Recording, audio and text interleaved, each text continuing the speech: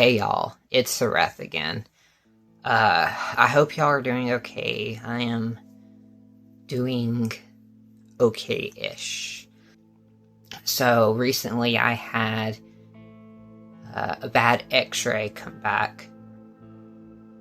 It said that I might have interstitial lung disease, which isn't a single disease. There's like 200 different types of interstitial lung disease, and there's a range of causes. It can be autoimmune, it can be an unknown cause, it can be environmental. Basically, interstitial lung disease is where there can be like scarring in your lungs, and it's like the alveoli, or the air sacs.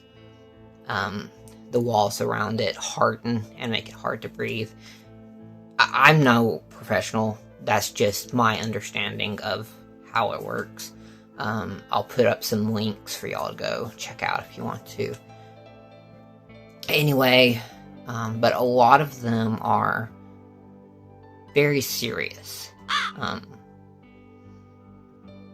Most of them, in fact, from everything that I've looked, and I've looked everywhere, most of them are pretty serious. There are treatments and such. Some respond better to treatments, some don't. And I have already been in the position where I have had lung issues and told that I was going to die. I was actually on hospice when I was a teenager because my lungs were failing and they couldn't figure out why. And when they did, I had a transplant and it cured the lungs and everything, and that was fortunate. But there was like at the time there was a second disease that I could have had that looks almost exactly like the one I had that wasn't incurable even with the transplant.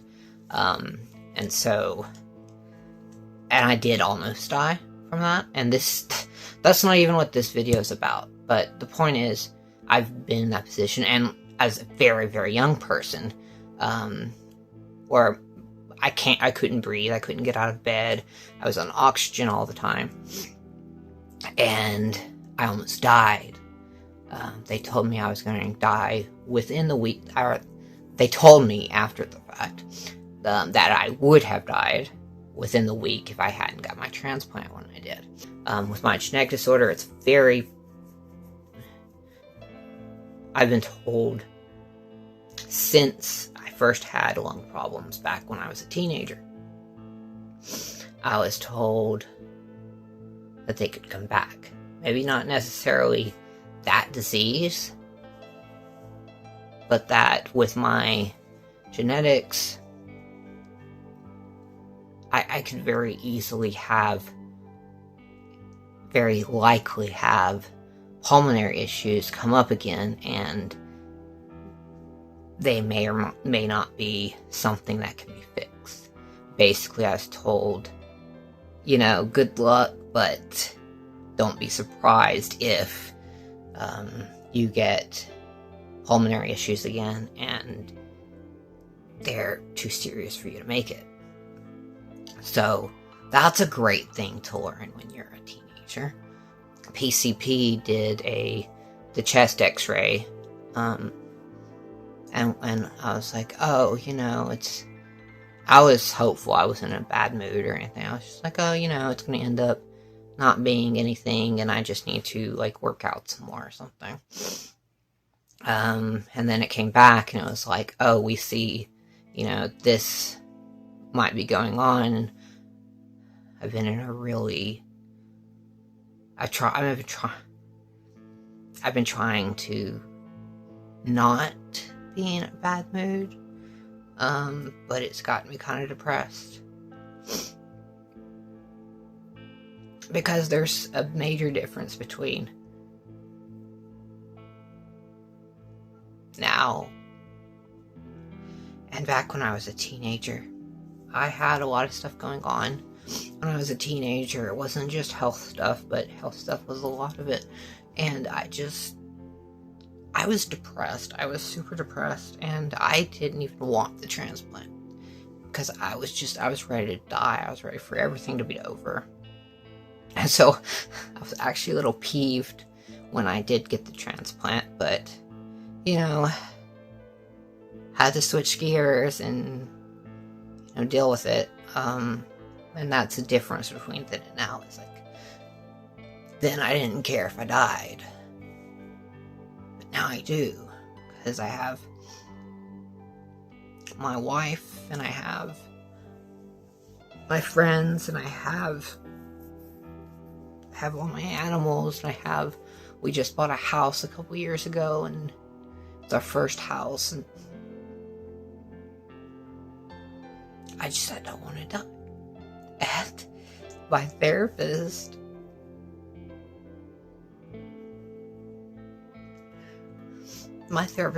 is I am one of those people who,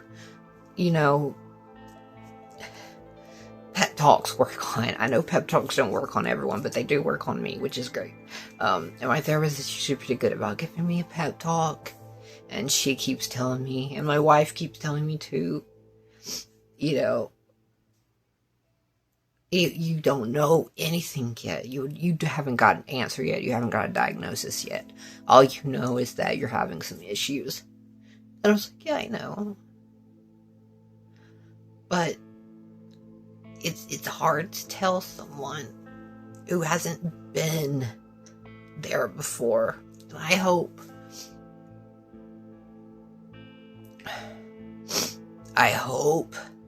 that I'm overreacting. I hope I go in and they're like, oh no, you just have COVID and we'll give you these steroids, you'll be fine. Or you have an allergy, you need to get rid of your cats, or something. I hope that I'm wrong, that I am freaking out. I don't think I'm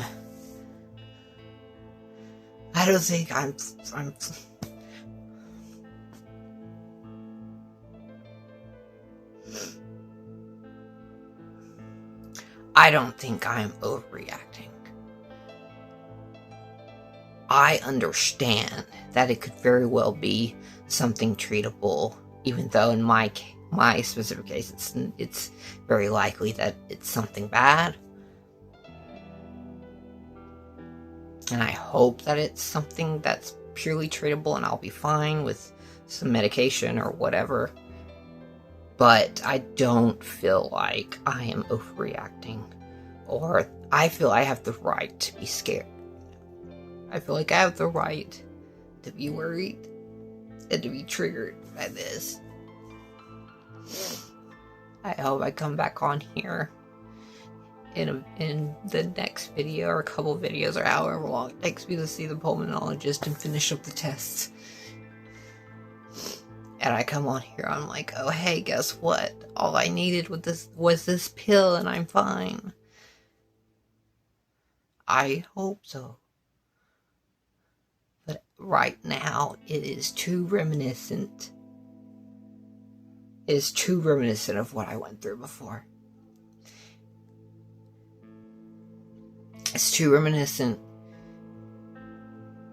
And all I can hear in the back of my head is those doctors telling me, hey, you'll probably have pulmonary issues before old age and die anyway.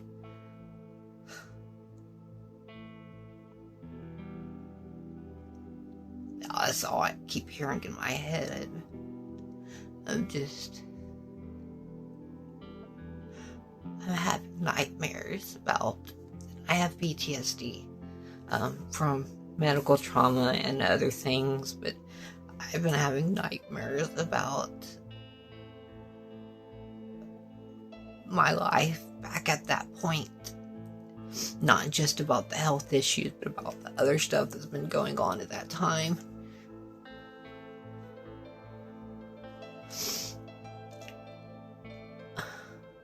I don't know what else to say here. I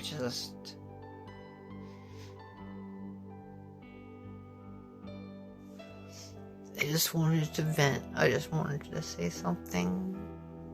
I have my journaling. I have my coping techniques. I have my therapist. I have my wife. But I would be lying to say I'm not scared. And I don't like not being strong when it comes to health issues. I have never been this scared. Even when I was fucking dying, I've never been this scared about my health. Because I have a life now that I don't want to leave behind. I have people that I don't want to leave behind. I certainly don't want them suffering because I'm not around to... I'm disabled. I've always been disabled. And I know that's not a lot of money, but it is when you're a low-income family, and I don't want my family struggling. I don't...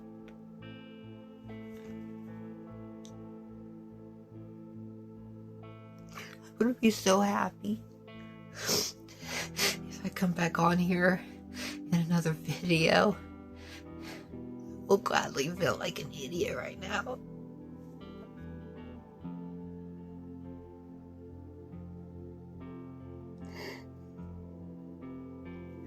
I will gladly feel like an idiot right now. Feel like an idiot later, I mean. See myself crying and getting worked up and shit. If it just means that I have something that can be treated and that I'm going to be fine.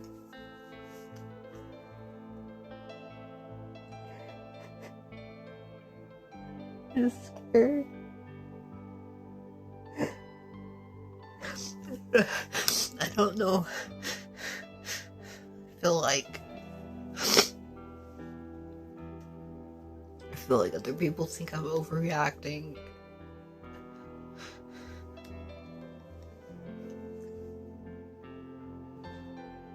I feel like people think I'm overreacting. That I'm just being dramatic, but I don't know how else to explain what it's like to be a kid being told you're gonna die. Even if you don't die right now, you're gonna die soon. You're gonna die young.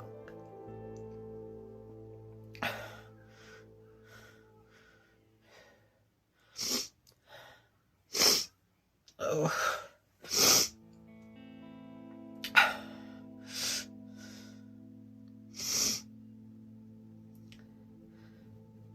I think everyone has something that terrifies them. And that's what terrifies me. Is that finally happening? I've been told over and over since I was 8 years old that this is going to kill you. This is going to kill you. You can't do that because that'll kill you. But I'm tired of it. And for the last 15 years, since I've been an adult, I've been pretty healthy. Especially for me, having been so sick as a kid, I've been pretty healthy. I've had some issues, but, you know... And I guess I started feeling like, you know, maybe I'm more normal than people think. And this just comes out of nowhere and makes me remember all of that. And remembering, oh hey, pulmonary issues are probably going to kill you before you can get to old age. And I don't know, I keep shifting between being scared and just being angry. It's not even anyone's fault, so I can't be angry at anyone. I don't know. I'm sorry, I'm rambling. I don't really have anything else to say. I just wanted to... This is why this video right here, this problem right here that I'm facing is why I made this channel. because I wanted to share, I wanted to vent, I wanted to, I don't know, I just felt the need to finally come on here and tell y'all about all my health crap. And this, I felt like it would help to come on here and just talk, because I've always liked coming on the internet and talking to people and making videos and content and things like that. And since I'm a writer, I've been using writing as therapy for years. I was like, why not make a health vlog, as a coping mechanism? And for what it's worth, just having the camera to pop on and be like, hey, I feel like shit, and then posting it for y'all, whoever. I don't even know if anyone's watching these videos yet. Just the idea of putting it out there is already making me feel better, so that's good. And this is probably going to be ridiculously long. I told y'all in the last video that I was going to try to keep everything pretty on topic, so that the videos don't turn out long or rambly or like all over the place and shit, but guess I lied. We'll see how it comes out, because I'll probably end up editing some of it out anyway. I don't know. But yeah, so let me know what your thoughts are. Like, honestly, would you, if you were not in my position, but like around me, what advice would you give me? Would you say that, yeah, you're probably overacting, whatever, or no, I can understand why you'd feel that way, just whatever. I'm not easily offended at all, so just, fucking say something. I'm sorry I keep cussing. I was gonna try not to cuss in these videos, but I got emotional, and so that's where it starts slipping out. Anyway, I guess I will talk to y'all later, see y'all later, whatever, maybe. And I will give y'all updates on all of this as often as I have some. I'm going in to get a CAT scan soon, so that'll probably be the next update. Bye.